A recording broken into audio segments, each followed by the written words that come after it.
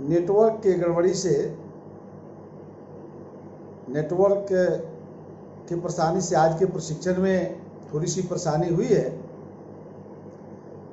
2-4 minute हम बोल पाए थे, तब तक नेटवर्क जो है छोड़ दिया। इसलिए पुनः इसको आप सभी साथियों को नमस्कार। जो प्रशिक्षण कार्यक्रम में बिहार पंचायत राज एक्ट 2006 के प्रशिक्षण कार्यक्रम में जुड़े हुए सभी साथियों को पुनः एक बार जुड़िए।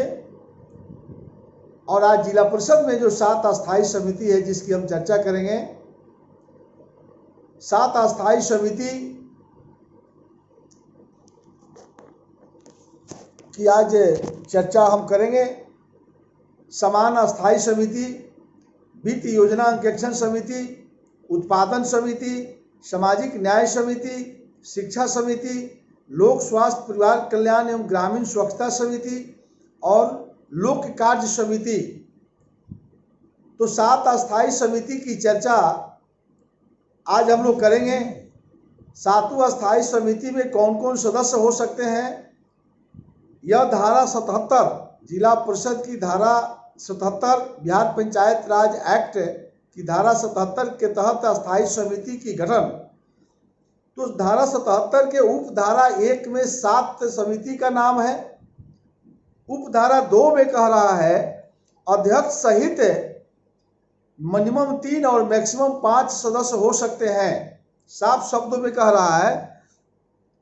और यह कह रहा है जो अस्थायी समिति जो बनेगा, जो प्रादेशिक निर्वाचन क्षेत्र से जिला परिषद के लिए जो चुनाव जीत करके आए हैं, उन्हीं में से कोई सदस्य बनेंगे। सांसद, विधायक, प्रमुख भी सदस्य होते हैं जिला परिषद के। उन लोगों में से अस्थायी समिति के सदस्य नहीं बन सकते हैं।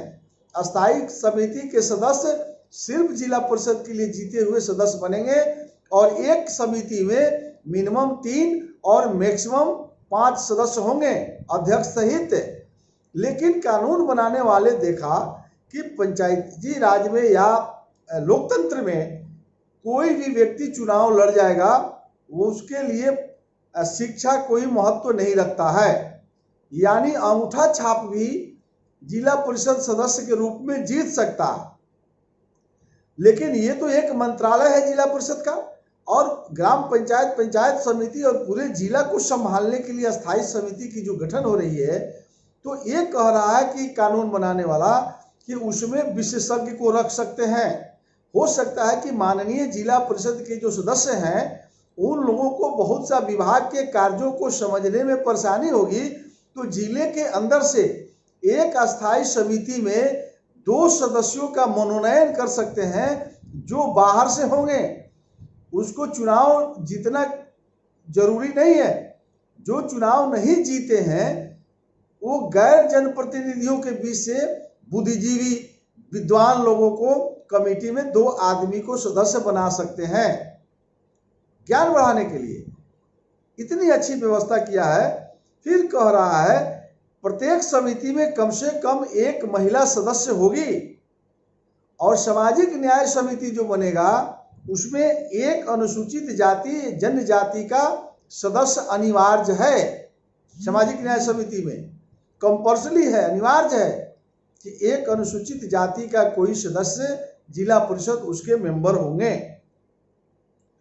77 के उपधारा 4 में कह रहा है जिला परिषद का कोई निर्वाचित सदस्य 3 से अधिक समिति में सदस्य नहीं होगा। 3 से ज्यादा कमेटी में कोई जिला परिषद के सदस्य अस्थायी समिति का सदस्य नहीं हो सकता है। जो भी आज जो है व्यूअर्स और प्रशिक्षण कार्यक्रम में भाग ले रहे हैं, जो पंचायती एक्ट को जानना चाहते हैं, ये इस आज का विषय बिल्कुल कानूनी है और इसी कमेटी से न्याय मिलना है पूरे जिला को। जहां अस्थायी समिति नहीं हो उस संस्था का कोई मतलब नहीं होता। अब लोकसभा में अस्थायी समिति नहीं हो, अब विधानसभा में अस्थायी समिति नहीं हो, तो माननीय विधायक और माननीय सांसद का कोई मतलब नहीं है। उसी प्रकार से जिला परिषद में अस्थायी समिति की गठन नहीं हो, पंचायत समिति में अस्थायी समिति की गठन नहीं हो, और ग्राम पंचायत में अस्थायी समिति की गठन नहीं हो, तो जस्ट लाइक लोकसभा और विधानसभा, संविधान सबके लिए अलग अलग नहीं है।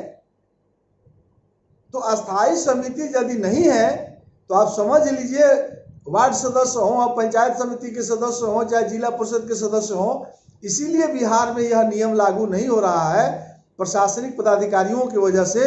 इसलिए ठेकेदारी के प्रति रुचि बढ़ गई और मोह भंग हो गया है पंचायती राज से, और पंचायती राज से मोह भंग होने का मतलब है भ्रष्टाचार को बढ़ावा। कोई ताकत नहीं रोक सकती है भ्रष्टाचार को। भ्रष्टाचार रोकने का एकमात्र उपाय है पंचायती राज को धरातल पर पहुंचाना। बिना पंचायती राज के धरातल पर पहुंचाए हुए भ्रष्टाचार समाप्त करने का किसी के पास जरा उपाय हो तो हम लोगों को भी बताइए कि हम लोग भी सीख लें जीवन में कि बिना पंचायती राज के भी भ्रष्टाचार समाप्त किया जा सकता है। तो ये संकल्प लेना पड़ेगा हम सब जनप्रतिनिधियों को, आम लोगों को। 77 के उपधारा 5 में कह रहा है मुख्य कार्यपालक पदाधिकारी सम्मान अस्थायी समिति एवं वित्त योजना अंकेक्षण समिति के सचिव होंगे। अब 7 कमेटी का सचिव चाहिए, बिना सचिव के कमेटी का कोई वैल्यू नहीं है। बिहार के अंदर हम लोगों ने कई जगह देखा है कि मुखिया क्या किए कि अस्थायी समिति बना दिए और वार्ड सदस्यों को कह दिए सब हो गया। पंचायत समिति में प्रमुख अस्थायी समिति को बना दिए, हाँ सब बन गया। जिला परिषद में अस्थायी समिति बन गया, हाँ हो गया। लेकिन उसमें कलेक्टर को नोटिफिकेशन करना है। सचिव की नियुक्ति सिर्फ का सिर्फ कलेक्टर कर सकते हैं संबंधित जिला के। जिला अधिकारी को ही यह अधिकार निहित है कि ग्राम पंचायत का स्थायी समिति में सचिव कौन होगा, पंचायत समिति में अस्थायी समिति के सचिव कौन होगा और जिला परिषद में अस्थायी समिति के सचिव कौन होगा, ये सिर्फ के सिर्फ अधिकार है कलेक्टर को। तो पूरे बिहार में 1% भी अस्थायी समिति की गठन नहीं हुई है और सब लोग मुखिया कह रहे हैं कि हम विकास कर रहे हैं, ब्लॉक प्रमुख कह रहे हैं कि हम भी विकास कर रहे हैं और जिला परिषद तो कह रहा है कि हम जिले के मालिक हैं। भैया अस्थायी समिति की गठन नहीं हुई है, क्यों झूठ बोल करके समय को 20 साल बर्बाद कर दिया आप लोगों ने। ग्राम पंचायत हर जगह मुखिया संघ है, हर जगह प्रमुख संघ है, क्यों नहीं आंदोलन हो रहा है, क्यों नहीं लड़ाई हो रहा है, क्यों नहीं प्रशासनिक पदाधिकारियों से संघर्ष हो रहा है। माननीय नीतीश कुमार ने कानून बना करके तो हमारे हाथों में दे दिए। अब भारत के प्रधानमंत्री और मुख्यमंत्री से आज भी आशा कर रहे हैं गांव में बैठ करके, उनसे आशा करना है तो फंड की आशा कीजिए। बजट न बनाने का काम है विधानसभा और लोकसभा का। मुंह में रोटी तोड़ने का अधिकार, मुंह में रोटी खिलाने का अधिकार पंचायती राज को है, इस तरह समझिए। आपकी भोजन, आपका इलाज, आपका कमाई, आपका दवाई, आपका सिंचाई, आपका पढ़ाई, ये कौन करेगा? ये सिर्फ का सिर्फ पंचायती राज कर सकता है। पंचायती राज के अलावा यदि कोई उपाय है तो कोई बिहार के साथी हमको बता दीजिए कि बिना पंचायती राज के संकल्प के पढ़ाई, दवाई, सिंचाई, कमाई, सुनवाई, करवाई कौन करेगा? सिर्फ का सिर्फ पंचायती राज कर सकता है। सरकार को बोलने से बाज आइए, सरकार को बोलिए वो फंड नहीं दे रहा, इसके लिए संघर्ष होगा राज्य और केंद्र सरकार के खिलाफ में। तो कह रहा है कि मुख्य कार्यपालक पदाधिकारी 2 कमेटी के सेक्रेटरी होंगे, ये सरकार ने ही नोटिफिकेशन कर दिया।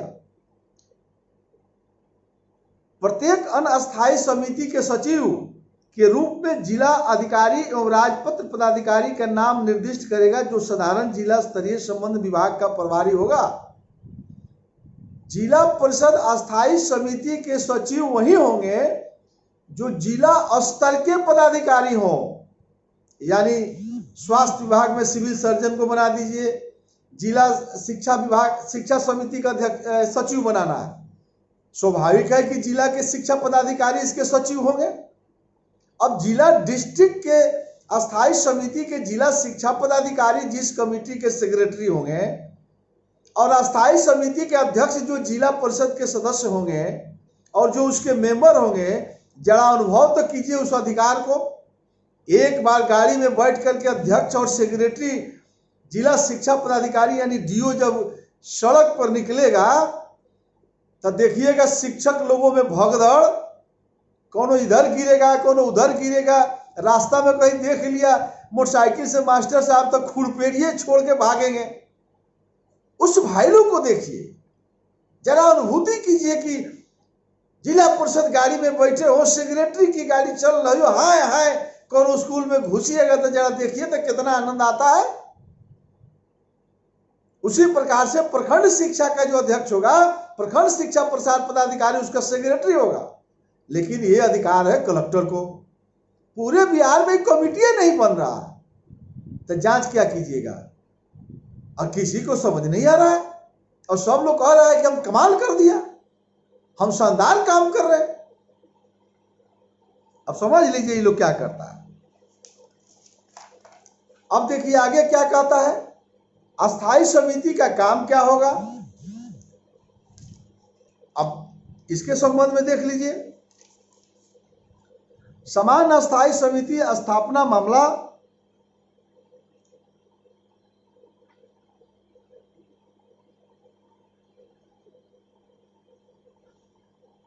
कुछ इसमें छोड़ दिया क्या? तो ये क्लियर हो गया कि दो कमेटी के अध्यक्ष जो है, समान अस्थायी समिति या वित्त अंकेक्षण योजना समिति के अध्यक्ष जो है जिला परिषद के अध्यक्ष होंगे। अब समान अस्थायी समिति का काम क्या है, धारा 78 जरा समझ लीजिए।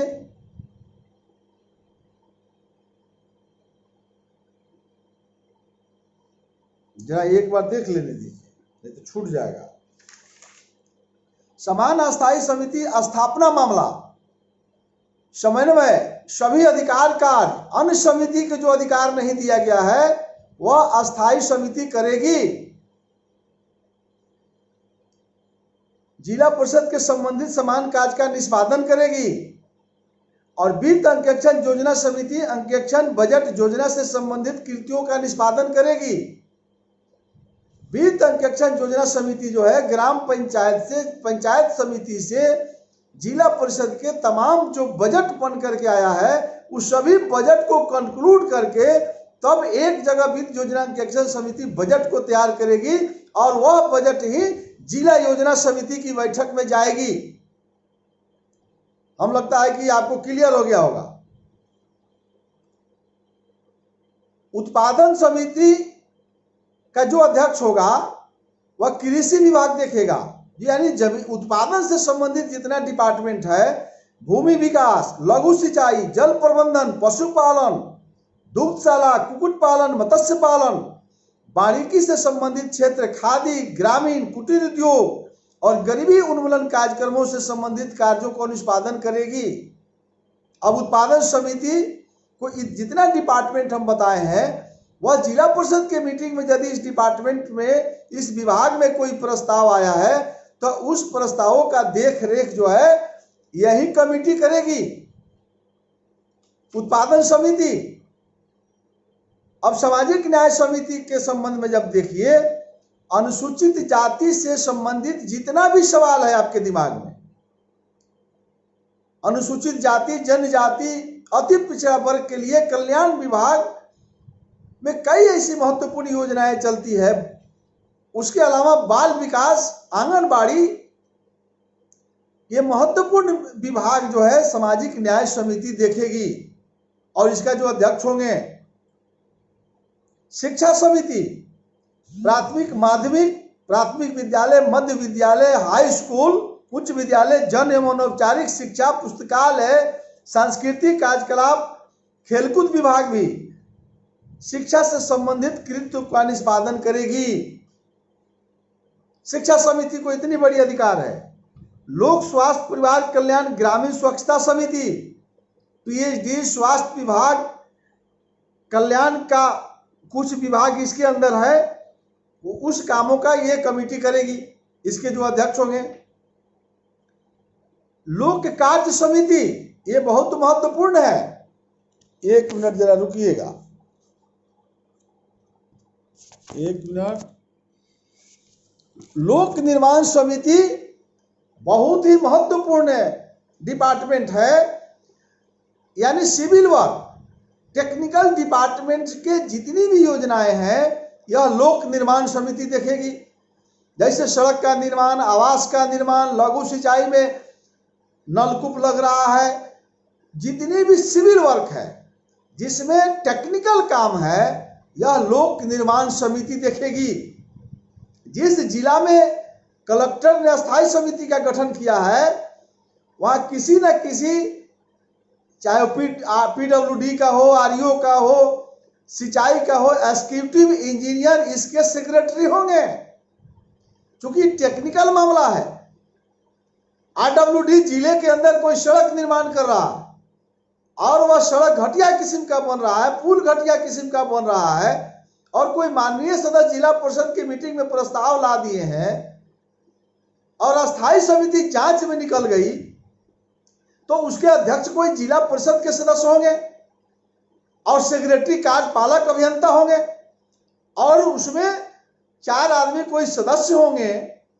और वह कमेटी यदि गांव से गुजरती है, जितना बिल्डिंग, रोड, सड़क, पुल, पुलिया बन रही है, यही कमेटी है जो गलत करने वाले को फांसी पर चढ़ा देगी।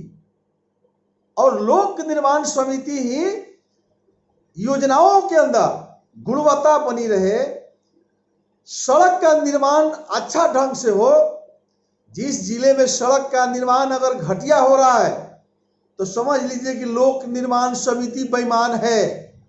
लेकिन बिहार के अंदर लोक निर्माण समिति की गठन ही नहीं हुआ तो भ्रष्टाचार को कौन रोकेगा? कोई माननीय विधायक और सांसद भी मेरे बात को सुन रहे हो, लाखों लोग रोज सुनते हैं, कोई तो सुभाष कुशवाहा को चैलेंज करिए कि झूठ बोल रहा है, या नहीं तो दूसरा उपाय भी तो कोई बता दीजिए कि सड़क जांच करने के लिए कौन कहां जाए। अगर लोक निर्माण समिति नहीं है तो प्रशासनिक पदाधिकारी में सिर्फ के सिर्फ कलेक्टर को अधिकार है। बीच के पदाधिकारी जांच नहीं कर सकते हैं, ये झूठ बोलता है, फंसा के रखता है आम लोगों को। डीडीसी को भी कह रहा है कि अधिकार नहीं है। कल बताएंगे कि जिला परिषद में यदि भ्रष्टाचार है, कोई जिला परिषद के अध्यक्ष या सदस्य बेईमान है, लोक निर्माण समिति की गठन नहीं हुई है, इसमें प्रशासनिक पदाधिकारियों की क्या भूमिका है, कल का विषय है। कल जिला परिषद की समाप्त करेंगे और उसमें आपका दिमाग खुल जाएगा कि जिला पदाधिकारियों की क्या भूमिका है।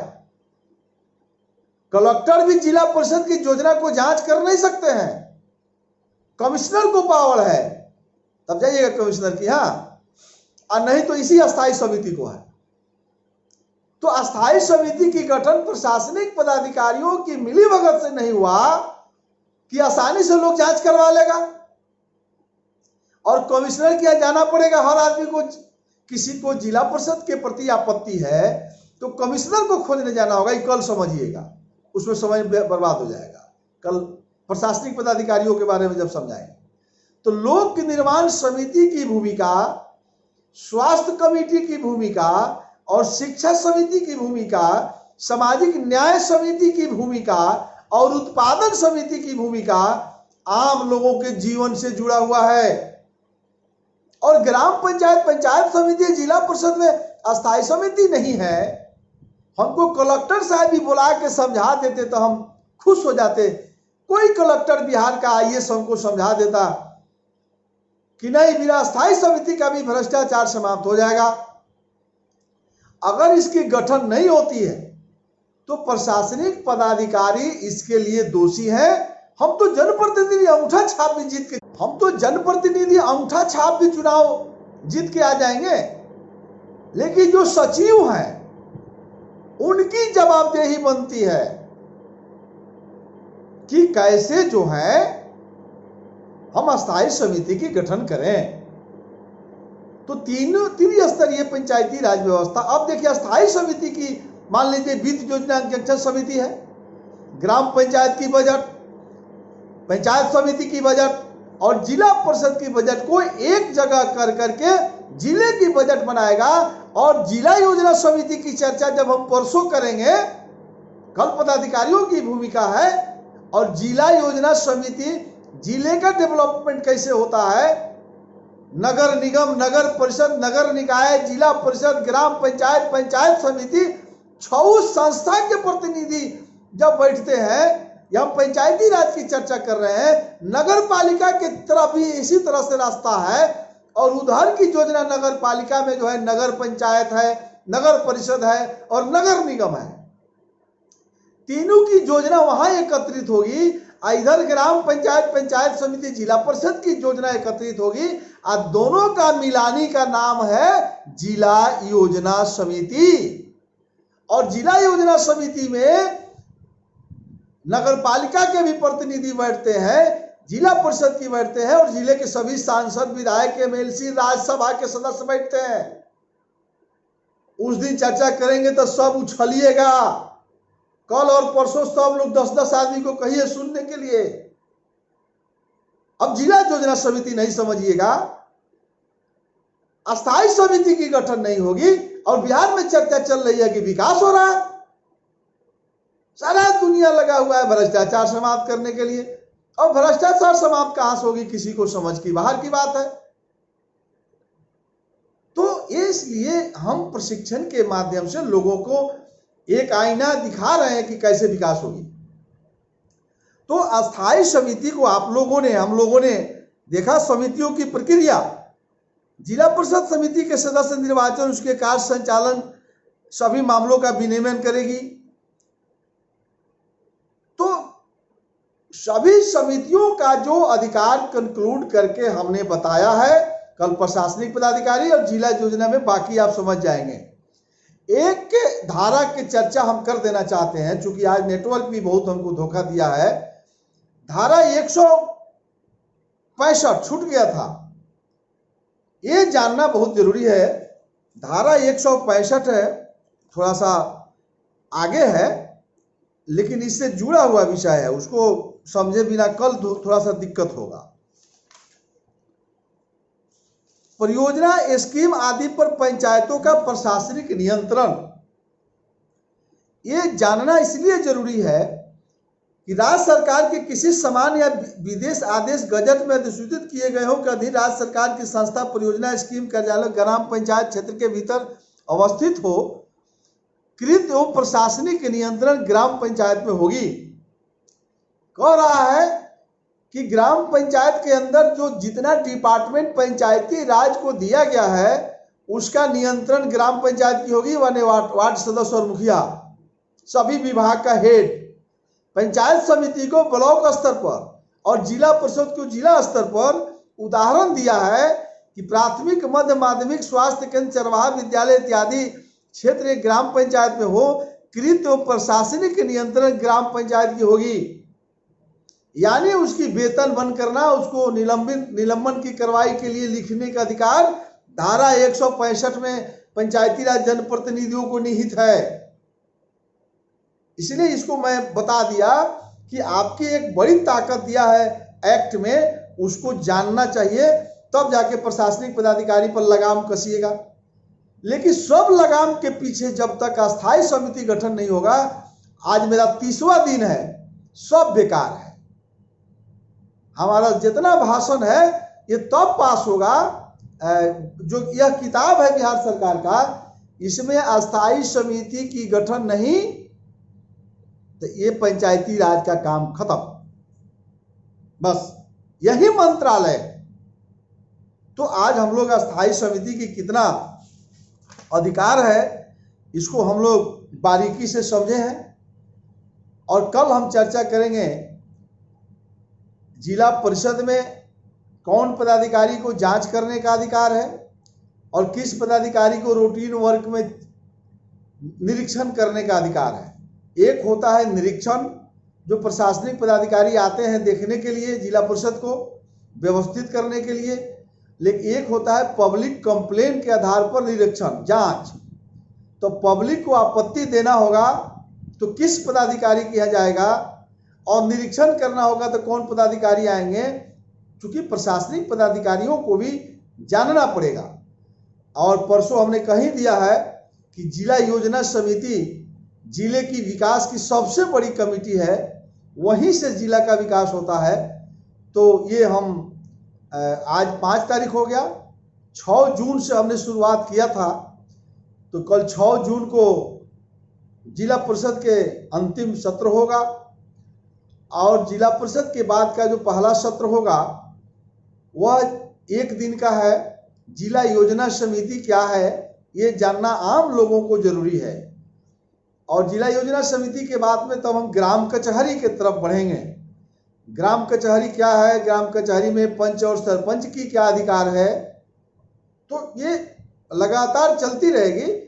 लेकिन कल और परसों निश्चित रूप से हम सब साथी मिलेंगे। आज नेटवर्क थोड़ा सा परेशानी किया है, तो आप सबों से शुरुआती दौर के लिए क्षमा मांगते हुए रामकृष्ण जी, अशोक सहनी जी और डॉक्टर दीपक जी सर, जितने साथी आज जुड़ करके आप प्रशिक्षण कार्यक्रम में भाग लिए हैं, या बाद में यूट्यूब में, फेसबुक से, व्हाट्सएप के माध्यम से जो लोग सुनेंगे या जब सुनेंगे, तमाम लोगों को सुभाष सिंह कुशवाहा की तरफ से नमस्कार, आदाब, सलाम। कल सुबह 8 बजे तक के लिए आप सबों को स्वागत करते हुए कि कल हम सभी सुबह 8 बजे मिलेंगे। प्रशासनिक पदाधिकारियों की जिला परिषद में अहम भूमिका क्या है उस पर हम चर्चा करेंगे। नमस्कार।